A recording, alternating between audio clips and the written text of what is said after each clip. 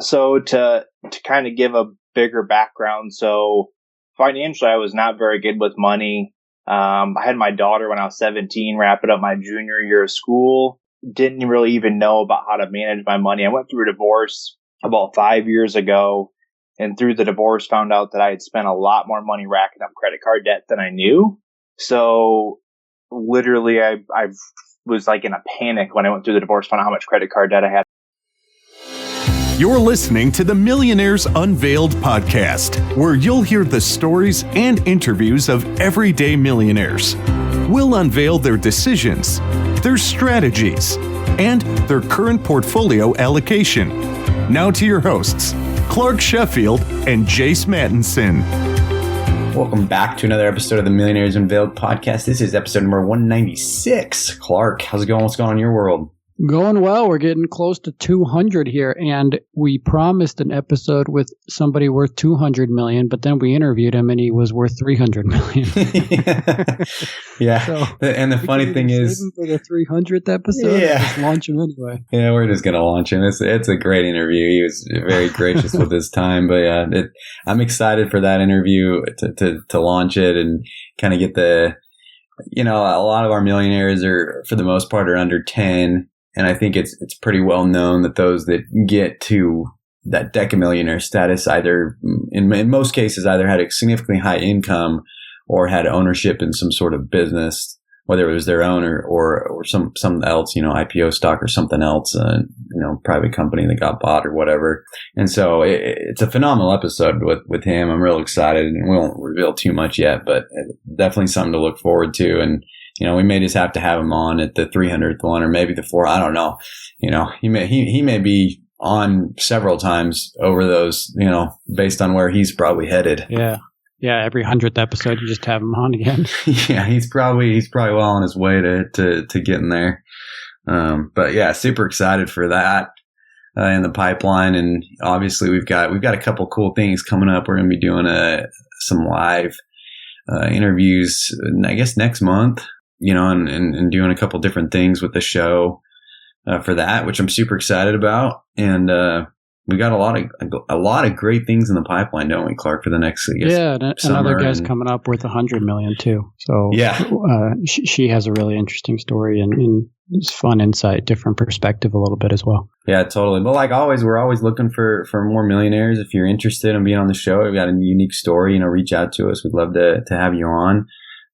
Continue to bring this content and, these unique stories and getting broad perspectives all over the place. Sometimes I don't know that, hey, we can't relate to the guy that's here or there or whatever, but I think there's definitely bits and pieces that we can learn from each of them and potentially apply in our own lives. So definitely, yeah, for sure, excited for all those. Clark, you were telling me a little bit before the show about something that you've been kind of experimenting with as it relates to your Roth. Yeah, so I thought this was interesting. I was just looking at this today. So a couple years ago, I invested. Fidelity has 4 now. I believe it's still 4. Maybe they've added another, but they had 4 zero-fee index funds. So they had a large cap, a total stock market, an extended market, and an international all index funds that were zero-fee funds through Fidelity. And so a couple years ago, I think this was like April 2019 or so, in my Roth, I invested the $6,000 and I put $1,500 into each of them, into each of the 4. And I just thought, okay, it's going to be interesting to track this over time here. And I know I'm going to get nailed on international, but let's just see how this goes. So this is 2 years and 3 months or so in. I put in $1,500 in each. The large cap has about $2,300. The total stock market has about $2,300. Those two are about the same. The extended market, $2,100, and then the international, $1,900.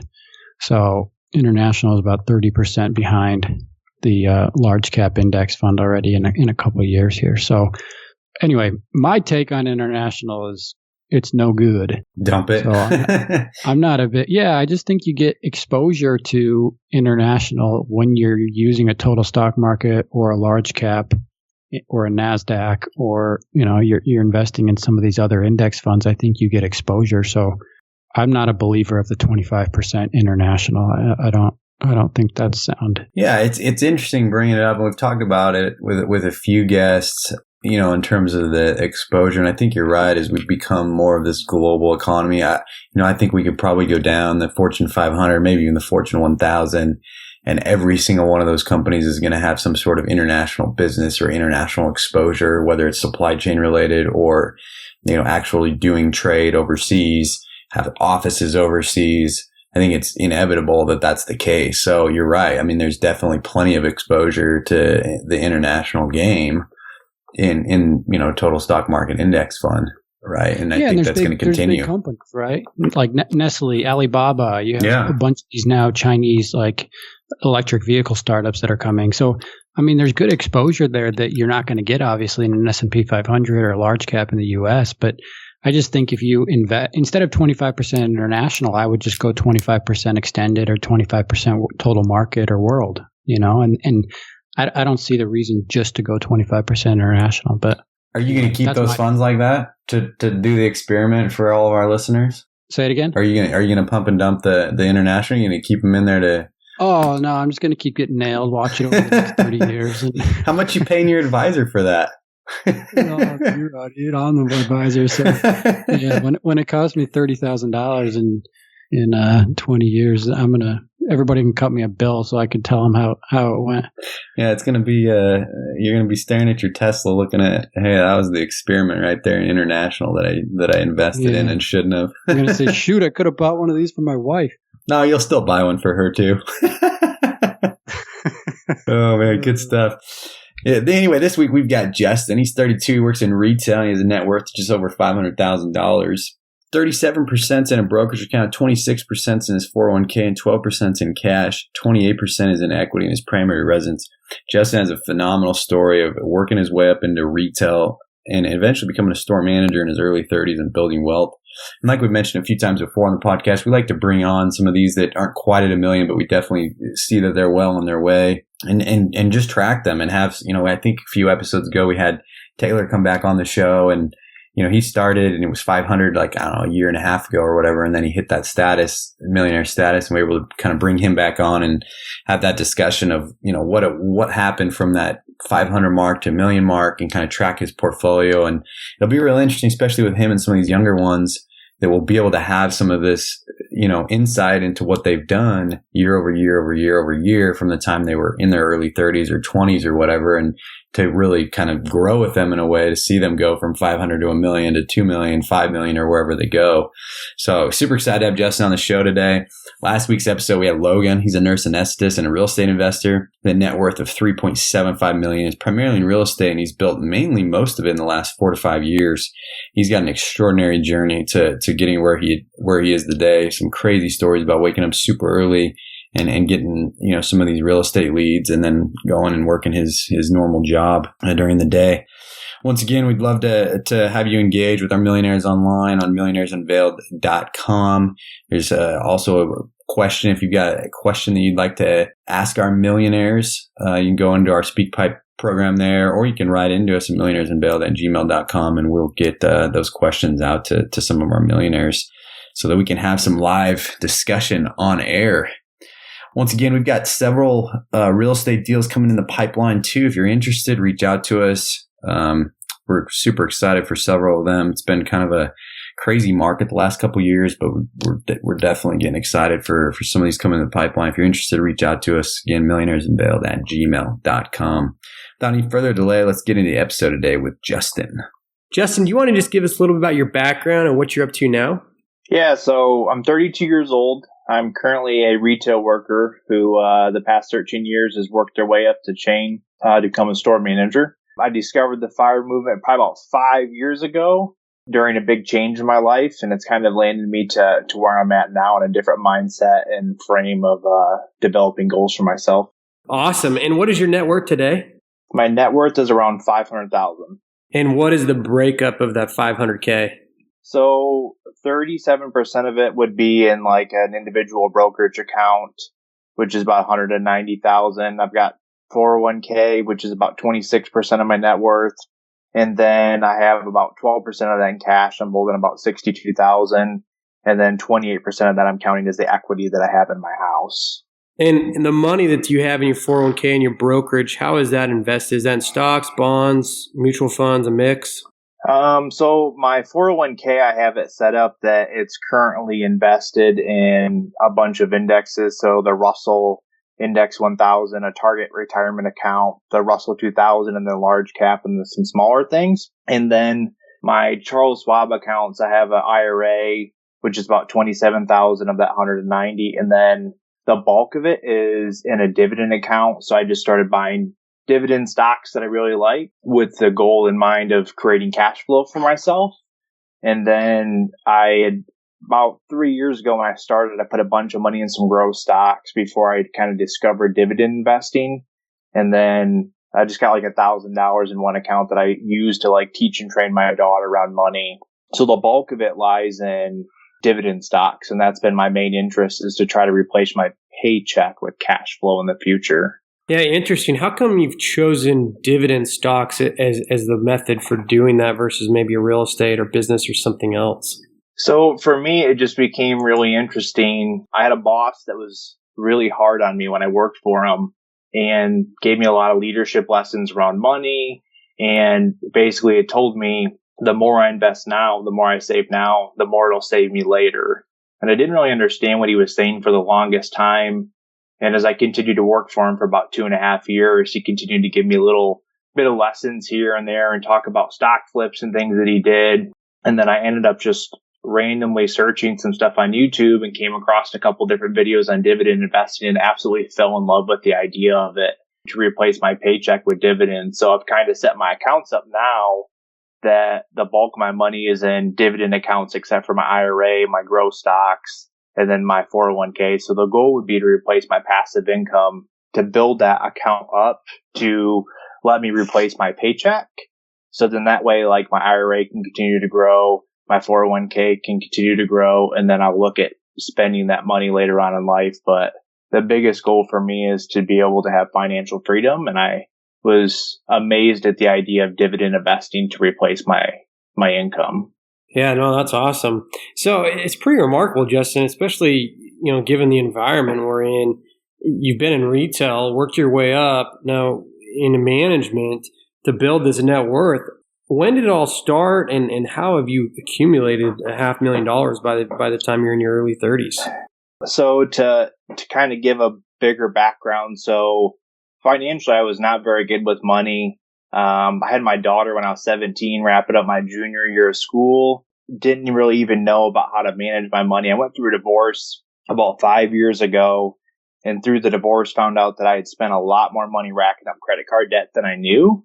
So literally, I was like in a panic when I went through the divorce, found out how much credit card debt I had. It was around $15,000 together with my ex-wife. So during the split, I took about $1,000 and left her everything. Kind of started over from scratch. And then during that time, I kept talking to this boss that I had that was a great mentor about money. And he kept telling me, lifestyle creep. He'd seen many people, work their way up in the field that we're in, get to be a store manager, get a larger incentive, and then blow that incentive every single year on a bigger house or a luxury car or a boat, or a vacation home or whatever it was. So the time that I worked for him, he kept telling me, got to invest your money. I started off with my 401k, put in the 6% match that my company offered at the time, and then worked on paying down all my debt. So I paid off all my credit cards using the snowball method, eventually ended up getting a home. And then after I got in my home and kind of got what I needed, I started working on paying off my car. So I paid off my car. Then afterwards, I didn't really know what I wanted to invest or even how to invest. I started buying my company's stock. And I just literally threw as much as I could afford every single pay period into it. About 6 months later, I decided that I needed to sell that stock because I was sitting on about a $5,000 gain. So I sold that stock, took the $5,000 gain that I had to fund my first IRA, and then took the rest of the money, threw it into a savings account, and then literally just invested in the index. So VOO, the S&P 500 through Vanguard. Rolled into the next year, January 1st, wrote a check to myself, deposited it, started my IRA for the next year, maxed that. And then my next incentive kind of came around. I'd got stuff kind of settled at the house, and I just build a goal to save as much money as I could. So the last time I had done the math, I was up to saving about 70% of what I make. And I live off of about less than 30,000 a year. My base salary right now is probably about 102. So everything that I can do to save money is what I've done. So building up my accounts. And then I found a book, The Millionaire Next Door, and started read through that, and then seeing all these people's different investing styles. So I just continued to get involved with reading different books and looking at different things. Started picking some individual stocks, and then eventually ended up landing on setting my heart on just dividend stocks. And then recently with COVID, have taken a huge hit in my portfolio on some of the smaller cap stuff that I've owned. So I've really focused more on trying to build up some indexes to help smooth out that ride. Yeah, no, it's a pretty remarkable story. So just for context for our listeners, how old were you when you went through the divorce? I was about 27. Wow. So really, you built all this up in 5 years? Yeah, pretty much. When I went back and looked in 2017, my net worth was about $32,000. And then my first 100K came at March of 2018. And then earlier this year in January, it cracked 400,000. And then when we went through the downturn, I'd never try to time the market. Nobody can do that. So I ended up selling all the company stock that I had again, because they give us a discount every year to buy so much. So I sold all that on March 19th. I got my check on the 22nd, had it deposited on the 23rd, which was almost the bottom of the market. And then I bought as many shares of the S&P 500 through Vanguard as I could. So VOO again. Put all that money in there, and then that's helped me get a sizable gain and balance out my portfolio from the hit I took from that initial spot. Wow. And how much were you down at the time when the market kind of bottomed out then? About 100,000. It was kind of hard to watch. My net worth kind of hit 400,000 in January, feeling really good, seeing it scale up a little bit in February. Then I kept watching it go down. But I had the mindset from reading the book by Tony Robbins called Unshakable that every time the stock market would go down 5%, I was going to the bank, moving money around from one of my credit union accounts to my checking account to write myself a check to deposit in my Charles Schwab account, because I knew that I had to capitalize on it. And I probably held too much cash back because I didn't know if it was going to be another 2008, 2009 where we'd have a longer downturn. So I just kept deploying the money in about every 5%. I'd write a check for $5,000 or $10,000 to myself, deposit in my Schwab account, and then look at the positions that I wanted to buy in on. There were some positions I didn't have that I bought during the downturn that were like dividend aristocrats. So I really just focused during that downturn about keeping my mind in the right frame that I need to buy, because it's a great sale and maybe one of the best sales of my lifetime. So Justin, talk about the evolution of your strategy. So originally my strategy was buying stocks that I thought would make me good money. So I know that I was for a long time looking at stocks that had bad news. So General Mills was one of the ones that I bought. They paused their dividend when they bought Blue Buffalo. The stock took a hit, and so I just decided to buy in. I'd been in retail a long time. General Mills had a lot of products. They expanded into buying Blue Buffalo, which I thought was a good investment. So I threw money in there. UPS, I seen bad news on that. I remember it was probably like 2 years ago. The stock fell below $100. I thought that was crazy and started buying up as much as I could. And then really I looked at like dividend aristocrats or things that I had felt comfortable with and just trying to build an overall position of diversity the best that I could. And then sometimes I've sold stuff that I've bought after it's made a certain gain. But now I'm kind of not as antsy now that I'm in my fourth year of investing here, of just trying to buy and hold and ride it out as an investor and stop trying to be a trader. Yeah, so talk about that as you go forward here in the future. What are some of those goals? I think for me right now, with just the volatility that we've seen in the market, I'm just buying a lot more indexes than I did previously. So one of the goals that I've had every year is I write down like 10 or 15 stocks that I'm going to track. And then every quarter I go back and look at them. I think 15 is too much. So I'm probably going to scale back to 10 or maybe even 8. And then I need to get my portfolio into a position that I'm probably about 60% index and then about 40% individual stocks. So if there's another downturn like this as I get later in life and I'm hoping to be living off of this passive income, maybe have to work a part-time job to help supplement whatever it is through financial freedom. But I really want to balance my portfolio out with some more indexes to balance out what the market is, because some of my individual stocks that I picked one of my biggest ones I'm down 40% on right now. And that was a big dividend payer for me, but they suspended their dividend currently because it was a hotel company. So, wow. So do you have an age that you're trying to hit this by? my goal has always kind of been 40 to walk away from maybe a really stressful job or do something part-time. I haven't really put an age in there. I know my goal would be to get my passive income around 35,000, 40,000 a year. And then that way my growth stocks could still continue to grow. My IRA could continue to grow. And my goal was, as I get closer to that retirement amount, and maybe I don't want to work anymore, that growth account of some of those key stocks that I was going to sell and then move that into cash just to have about a year's worth of expenses on the side. So if the market turns down, all my stocks and the dividends, I can just allow them to keep reinvesting without selling anything and try to balance out some of that volatility. Yeah, it's interesting, the discussion to have with you, just given that you're so young, you've got so much ahead of you. The trajectory of your portfolio is, going to turn into a rocket ship here pretty soon, obviously with compounded interest, and it's pretty cool. I want you to give our listeners a little bit of context around the spreadsheet tracker that you've built and you use, on a quarterly basis for yourself. Yeah, so I sent a spreadsheet that I use, and it literally started off with just a monthly expense column, and I'd key in all my monthly expenses. And then when I discovered more of the fire and I got more into it about how you need to have 25 times your annual expenses, I created a spreadsheet that literally I just key in the monthly column. It'll tell me what my year trajectory is. It'll tell me what my fire amount is. And then to the side of that, I'll put in like my checking account balance, saving account balance, my Schwab account balance, 401k, and then that'll give me my total net worth. And then below that, it tracks all my expenses, and then it'll give me a total fire number that I need. It subtracts my total net worth and gives me a projection of how much more I have to go. And then below that, it's got columns of like fire in 5 years, 7 years, 10 years, 12 years. So how much money I'd have to save. And then I built another part of the spreadsheet that tracks all my dividend stocks. So I can literally key in what stock it is, when they pay a dividend, how much the dividend is, and that gives me my projected cash flow. And then it gives me a total adjusted cash flow by the end of the year. So like currently my cash flow is around $7,000 between all accounts. Off the dividend accounts, about $6,500. So to replace the rest of my income for the year, I need to make about $20,000 if I were choosing to live off my portfolio.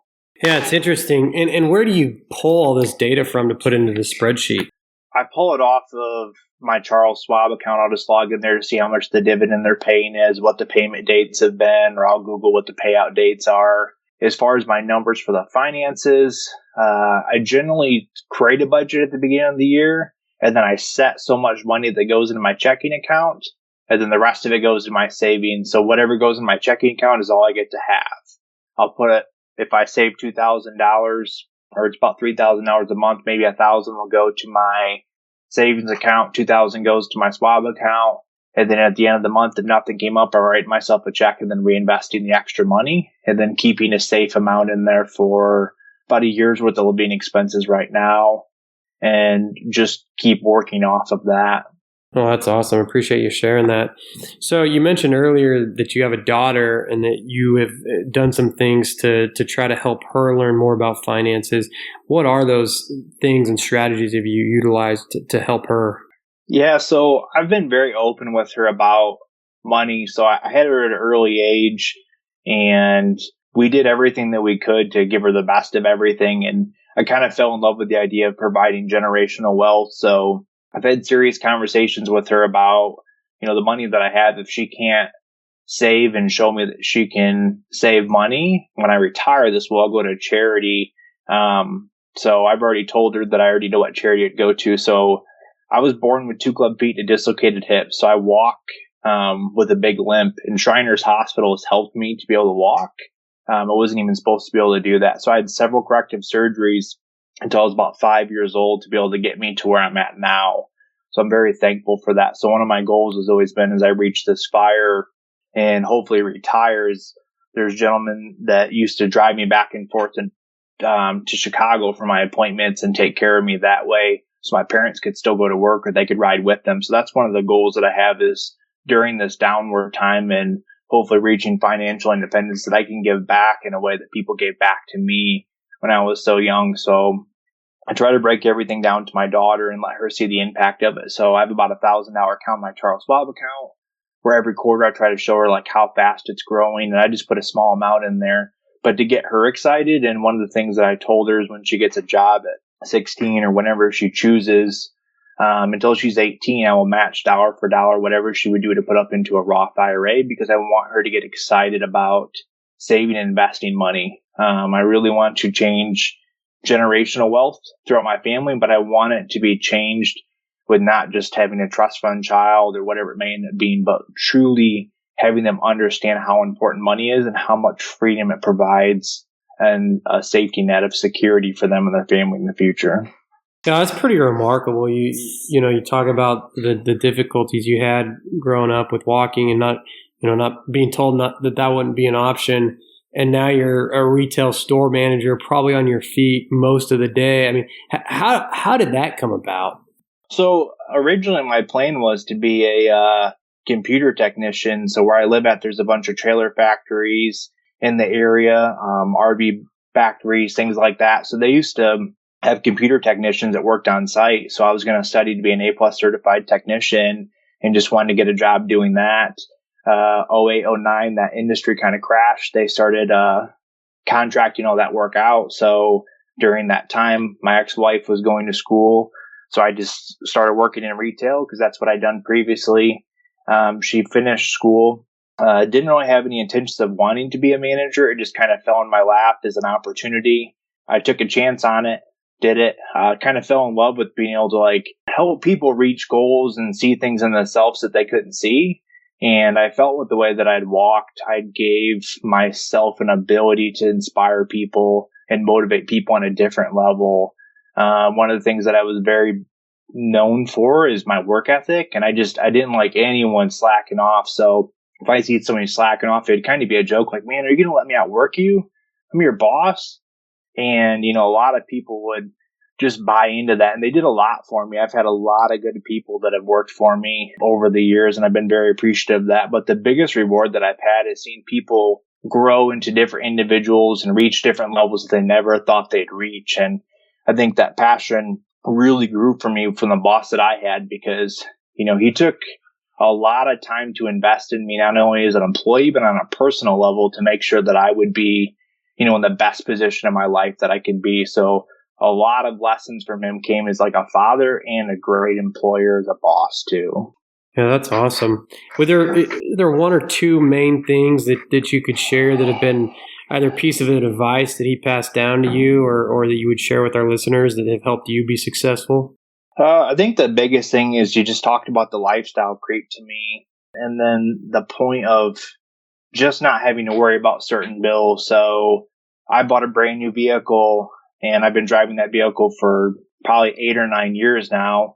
And he had bought new, but he'd always paid with cash, and he just drove until the wheels fall off. So one of his biggest things was pay off everything that you can, pay your house off as fast as you can. He was very big about not having debt and then just getting your money to work for you. So I think that was one of the biggest things, is just understanding that debt was not good. He said like a house payment would be fine, but no other debt was acceptable.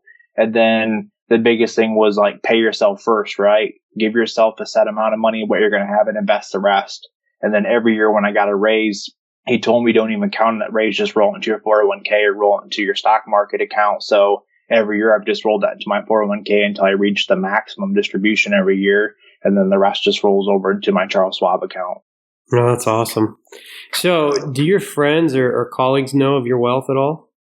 Some of them do. If somebody talks to me about finances, it's really hard for me to stop talking about it, because I just want to hear people's story and like see where they're at in their journey and see if there's anything that I can do to help them. But there's a very small amount of people. It's not something I generally talk about a lot unless somebody brings the conversation up to me, just because it's such not a popular topic among some people. They'll think you're bragging or however it may be, but really my interest is more along the lines of helping people. So if somebody brings it up to me, I'll listen to what they have to say and then make the decision if I'm going to share where I'm at or not, or just listen to what they have and throw little tidbits out here and there, just to keep the privacy of it there and the respect. Yeah, totally. What about your family? Do they know? My family knows. I tell them like my parents and stuff like that, my grandparents, and my grandfather lost him in November, but I used to talk to him all the time and he'd just be amazed at how frugal I would be in a roundabout way. And he'd always tell me, hey, don't forget to live life. Don't forget to live life. But at the same time, very happy with the accomplishment I was making and the sacrifices on a plan, because I literally said I was going to reach this amount at this time and I'd end up doing it. Or now I've had the freedom to be able to pay my house off. But I've just chose to keep that cash so that way I can keep throwing it in the market. So it's been very interesting. That's an interesting thing you bring up about paying off the house. Why have you chosen to continue to put that in the market and keep cash versus paying it off? For me, I mean, the market gains are there that I could potentially make more money. So I'm sitting on enough that I could pay my house off right now. But it's also the freedom that if something were to happen or unexpected expenses, I have enough cash right now to pay off what the balance of my house is and then still have about a year's worth of living expenses. So it's also gave me a peace of mind too. If the market dips, it does not hurt me at all to go write a check for as much as I think I can afford to go put money back in. That if it falls down the next week, I got more money to keep throwing back into a certain amount. So it's kind of gave me a balanced peace of mind that if a buying opportunity comes along, I'm ready. But it also gives me stability at night that I can sleep and not worry about bills. Yeah, totally. How have you figured out what that optimal amount of cash is to keep on hand? For me, I probably keep a little bit more on hand just because the way that I walk. If something were to happen to me, I could be out maybe a little bit longer than the average person. So I keep about 9 months worth of living expenses in there. But there's been times if the market dipped down that I would throw more in there and get it around 3 months. But I probably feel the safest with around 6 months. It was just probably a little bit more than what most people need. But that's just where I feel comfortable at. Yeah, totally. How have you managed, saving, investing, being frugal versus living life and maybe spending a little bit more as you've gotten, grown income and everything? So I buy things that matter to me. Like I've not gone on a vacation and since I was like 15, my family took me on a vacation besides like I went to a UFC fight once on a weekend. I spend things that bring value to me. So during the time of my divorce, me and my daughter used to watch Hell's Kitchen every night. So one of the things I'm really big on is just investing in stuff to cook. I'm passionate about cooking. She loves cooking with me. So even at her young age to being a teenager now, it's one of the things that we love to do together. So whether it's barbecuing or cooking in the kitchen, it's just something that we enjoy to do together. That's awesome. So Justin, I want to move into some rapid fire questions. What's the most expensive pair of pants you've ever purchased? Probably $50 for a pair of jeans. Most expensive pair of shoes? Probably around $100 for tennis shoes. Work dress shoes I've probably bought up to around $130, $140. What about the most expensive vehicle? $22,000. I bought a Ford Focus. Dang, man. Frugal, aren't you? That's awesome. Yeah. What about the most expensive dinner or meal out you've paid for? So I paid $250 for a steak at Prime and Proper in Detroit for my 30th birthday. That was for my whole meal for myself. A bunch of my friends made a joke about us not actually going because I wouldn't spend the money. And I was like, yeah, I'll go because I was really interested in how good the food would be. So $250. Was it worth it? Oh, absolutely. It was worth the experience. It was almost uncomfortable about how fast they'd come and wipe your table down and everything. I wasn't used to that, but it was definitely worth the experience and the experience to see them go with us. That's awesome. We covered this a little bit, but what's been your rough annual household spending? The annual for me has probably been around 150,000 or not 150,000. My annual spending is around 30,000. In range of household income? Probably about 150,000. You got great income. That's awesome. And what is worth spending the more money? You mentioned cooking. Is there anything else? I have a vacation, so like I'm really big on a nice TV and video games and surround sound system because usually when I come home from work, that's how I want to unwind, is playing a video game or watching a movie. Traveling, I know, is something that I really want to do. So I've kind of got some things like I'm either going to pay the house off or I'll reach another net worth milestone that I'm going to start going on some trips. So that's something that I've already told myself. Where do you want to go? I want to go to Vegas. I know there's a lot of restaurants out there. I think that'd be really fun and interesting.